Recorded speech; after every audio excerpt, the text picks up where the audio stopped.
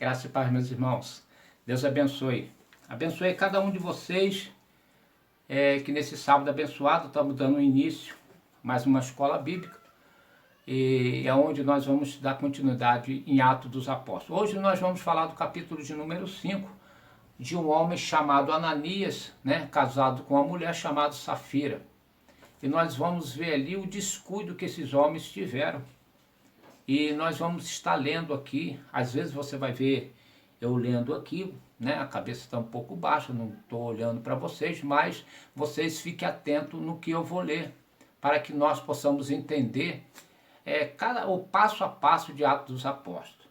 Mas antes, eu gostaria de ler com vocês no Evangelho de Mateus, capítulo 28, versículo 18, que diz assim: Jesus, aproximando-se, falou-lhe, dizendo: toda autoridade me foi dada no céu e na terra, e ide, portanto, fazer discípulos de todas as nações, batizando em nome do Pai, do Filho e do Espírito Santo, ensinando-os a guardar todas as coisas que que eu vos tenho ordenado.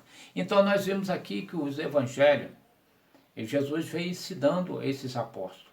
E nós estamos estudando o livro de Atos dos Apóstolos, onde nós estamos vendo também o início da igreja cristã, a perseguição. Olha só que interessante. Pedro, no capítulo anterior, Pedro e João, antes deles serem expulsos da sinagoga, apareceu aquele homem chamado Gamaliel, um homem muito inteligente, um homem doutorado na palavra, um grande teólogo da época. Ele fala, para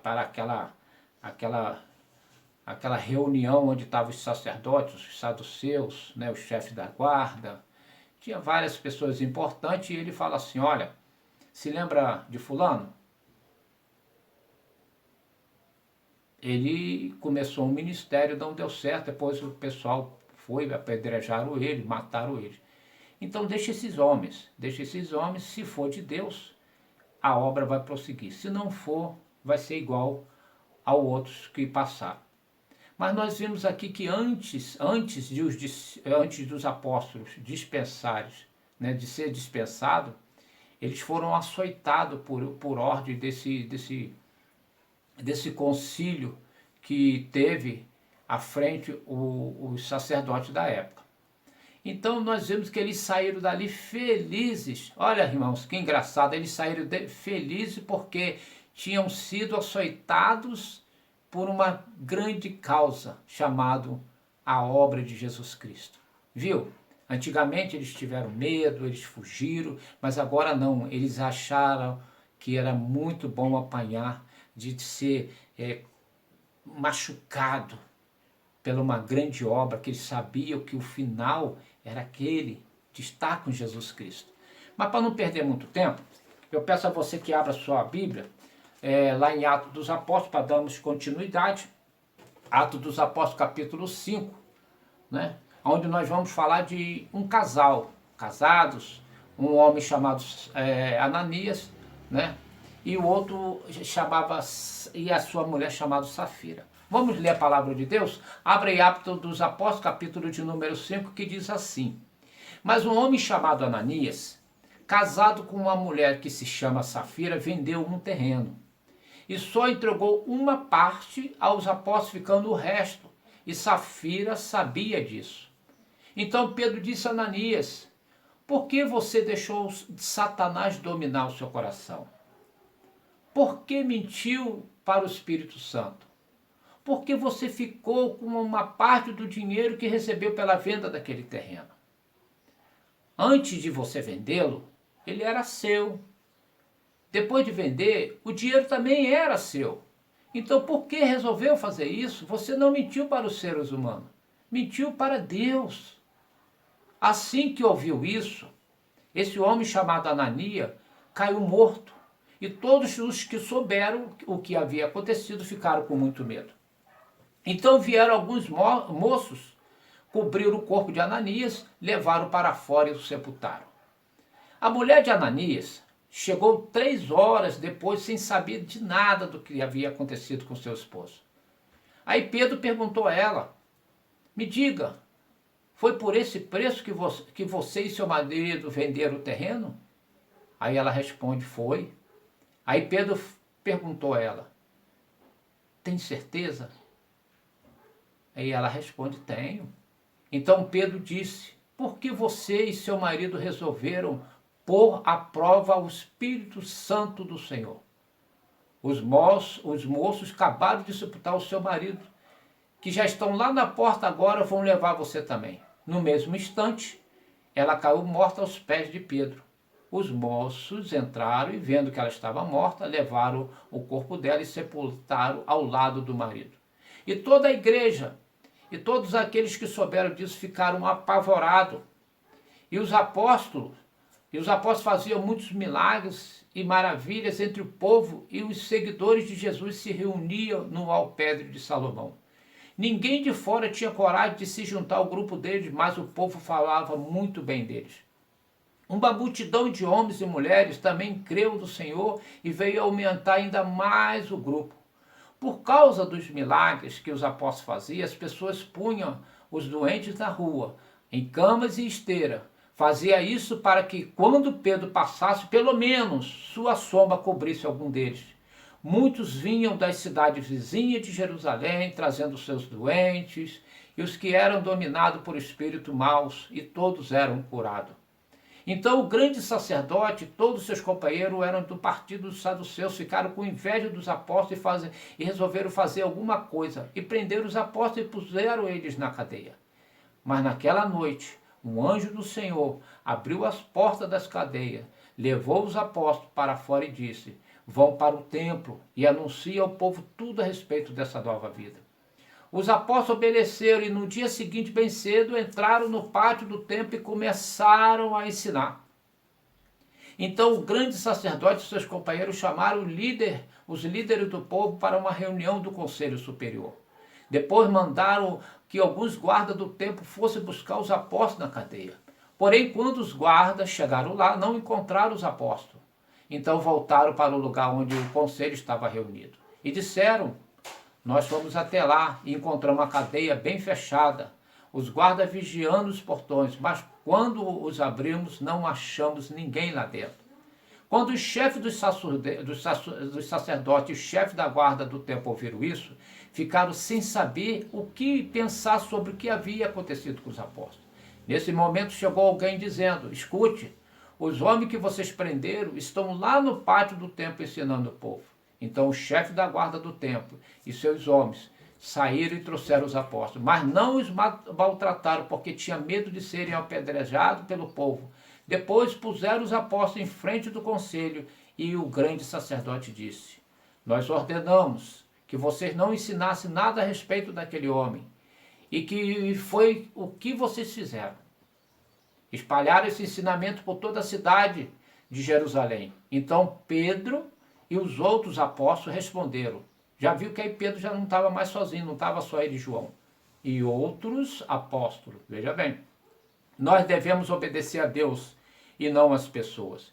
E os senhores crucificaram, mas o Deus do nosso antepassado ressuscitou. E Deus colocou à sua direita como líder e salvador para dar ao povo de Israel oportunidade de se arrepender e receber o perdão dos seus pecados.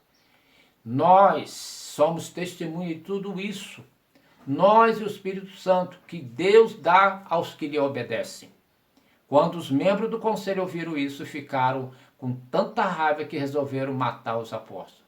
Mas levantou-se um dos membros do conselho, um fariseu chamado Gamaliel. Se lembra? O apóstolo Paulo foi ensinado por esse homem. Olha só, ele era um mestre da lei, respeitado por todos. Ele mandou que levasse os apóstolos para fora e o deixasse ali um pouco. Então disse ao conselho, homem de Israel, cuidado com o que vocês vão fazer com esses homens.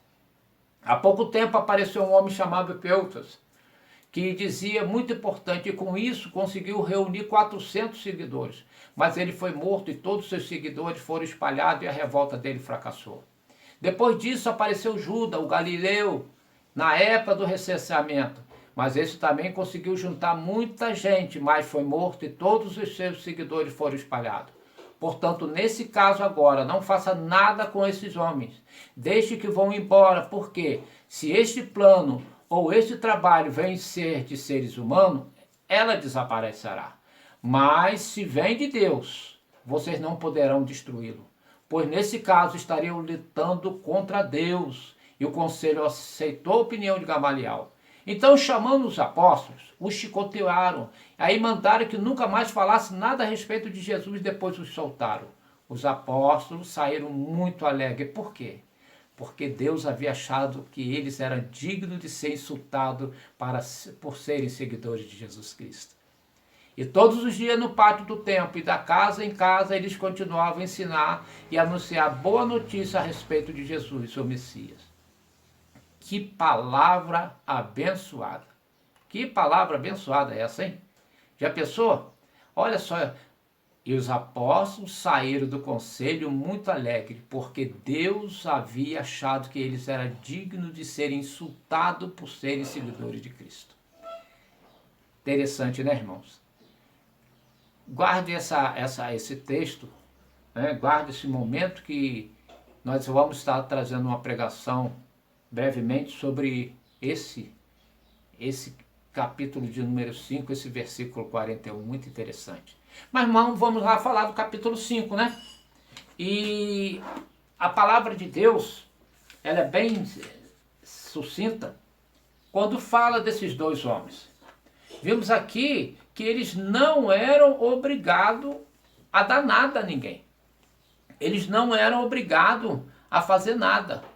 O que aconteceu que esses homens morreram, esse homem e essa mulher, é porque eles mentiram. E a mentira não é de Deus, a mentira é de Satanás. Não existe mentirinha, mentirão, não. A mentira é de Satanás. E esses homens morreram, esse homem chamado Ananias e essa mulher chamada Safira morreu por quê? Porque eles, irmãos, mentiram não para Pedro, mentiram para o Espírito Santo. Eles poderiam muito bem ficar quietos, vender o terreno deles, ficar com o dinheiro e acabou. Eles não eram obrigados a dar. Quando você vê que Barnabé, ele pega a sua herdade que ele tinha, ele vende, vai lá e deposita nos pés dos apóstolos. Por quê? Já tinha muitas pessoas que já tinham aceitado a Jesus. Você vê ali que tinha pessoas de fora que precisava de mantimento, precisava de roupa, precisava de algo. E ele sentiu no seu coração, com honestidade, como sempre, desse homem de Deus, ele vai e faz o quê? Ele vende a sua herdade, mas ninguém mandou ele vender. Ele vendeu e chegou lá e falou, eu quero dar, eu sinto do coração de poder fazer uma obra missionária. Então aquele homem ele foi abençoado. O casal não, o casal mentiu e foi amaldiçoado. E nós vimos aqui, no obstante, a tradução da IBB mostra um contraste entre a generosidade de Barnabé e a perfídia de Ananias e Safira. Pode ser que Lucas apresentando Barnabé exatamente nesse ponto, pretendesse enfatizar esse contraste. Visto que Barnabé granjeara tanta reputação por ter vendido a sua propriedade e ter dado dinheiro aos apóstolos. Ananias e Safira quiseram receber louvor semelhante. Embora desejasse ter o crédito de ter dado tudo, não queria pagar o preço total. Consequentemente, os dois concordavam em vender as suas terras e guardar uma parte do dinheiro para si mesmo. Ananias trouxe parte do dinheiro aos apóstolos, dando a entender que era a soma total. Aparentemente, Ananias pensou que poderia fazer isso sem nem ser notado. Deve ter sido um grande choque para ele o fato de Pedro dizer, por que encheu Satanás o teu coração para que mentisse ao Espírito Santo? Pedro lhe fez ver que antes de ser vendida a propriedade, pertencia a ele, e mesmo depois de vendida, ele não era obrigado a dar o dinheiro para a comunidade. Isso mostra que a vida comunitária não era compulsória, mas voluntária. O mal que Ananias cometeu foi o ato de mentir a Deus. Viu, irmãos? O próprio Barnabé, ele vendeu, mas ele não queria ser notado não. Ele chegou lá, quietinho, botou lá, mas eu acho que houve um exemplo, né? E as pessoas com certeza devem ter visto alguma coisa e falou, mas ele ficou quieto. Ele fez o que o seu coração estava mandando. Ele fez de vontade. Ele fez porque o seu coração, além de ser bondoso, era reto aos olhos do Senhor. Não havia mentira nem engano nesse coração, né? E Ananias e Safira deve ter visto isso. Ó, vamos vender, a gente vende e fica com a parte do dinheiro, e a gente chega lá, deposita lá e a gente vai ficar top igual o Barnabé ficou. Mas não, irmãos. Ele pensou que poderia estar mentindo, né, para os homens. Para os homens ele mentiria sempre, mas ele esqueceu que Pedro estava cheio do Espírito Santo. Que Pedro, quando bateu o olho nele, o Espírito Santo revelou a Pedro, falou: Pedro, esse homem está mentindo. Esse homem não vendeu esse terreno por X, ele vendeu por outro X, ele está mentindo para mim. E Pedro fala assim: por que os Satanás encheste teu coração e você mentiu para o Espírito Santo? Por isso, aí a sua recompensa. Caiu durinho aos pés de Pedro. Aí veio os moços, pegaram, enrolaram ele e levaram para lá. Passou 3 horas, veio a mulher, como o texto diz, né? Então, nós temos que ver, irmãos, o que nós fazemos, de que maneira nós estamos atuando perante a Deus, o que nós temos feito, de que maneira nós temos feito para o Senhor. Às vezes você chega para o pastor, às vezes você chega para algum irmão da igreja, você às vezes está falando algo que não é verdadeiro. Tome cuidado, nós temos que ter cuidado, irmãos. Às vezes nós começamos a enfrentar uma chuva de tempestade proveniente do Senhor, sabe por quê? Porque a gente está mentindo, porque a gente não está sendo correto com Deus, a gente está roubando o dízimo, a oferta, a gente está deixando de ajudar o próximo, tantas coisas. Irmãos, esses homens, esse casal, não precisava dar nada, ninguém pediu nada a eles. Ninguém pediu nada a eles. Mas eles queriam se aparecer. Eles queriam ser, nós vamos ser top também, igual o Barnabé. Barnabé chegou lá, botou, você não vê que ficou quieto, ficou na dele, deu de coração. E, irmãos, e continuando aqui, um incidente paralelo a este aconteceu no Velho Testamento. Vocês lembram em Josué, capítulo 7, versículo 1? Quando Josué conquistou Canaã, deu instrução específica para que todas as propriedades tomadas em Jericó fossem consideradas Sherem, que quer dizer devotada à destruição. Acã decidiu furtar algum dos bens e acarretou a derrota para os israelitas em Ai. Ele foi descoberto como culpado e condenado à morte. Da mesma forma como Acã introduziu o fermento do engano no antigo Israel, Ananias e Safira estavam para infectar o novo Israel com a mesma doença. Os cristãos de Jerusalém haviam vencido 2 ameaças externas. Juntando os seus recursos, ele havia afugentado a insegurança econômica e, através da intrepidez de Pedro e João, havia recebido coragem para enfrentar o perigo de perseguições da parte dos saduceus. Agora eles precisavam se defrontar com um problema interno de hipocrisia. Se Ananias e Safira tivessem sido capazes de completar o seu plano enganoso sem serem detectados, isso teria propiciado a sentença de destruição da igreja primitiva. Sabia disso? Com certeza, irmãos. Com certeza você seria ali o fim da igreja primitiva. Mas o que aconteceu?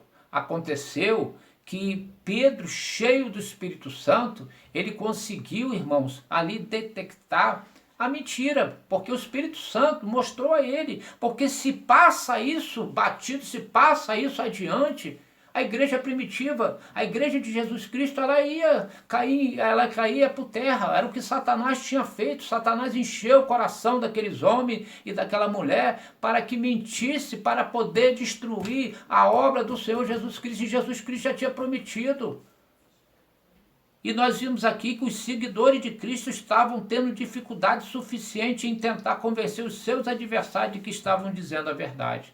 Aí eles começam a falar de que não, de Jesus Cristo, eles começam a mostrar através de Deus, de Jesus Cristo, os prodígios que eles estavam fazendo em nome de Jesus Cristo e não no nome deles.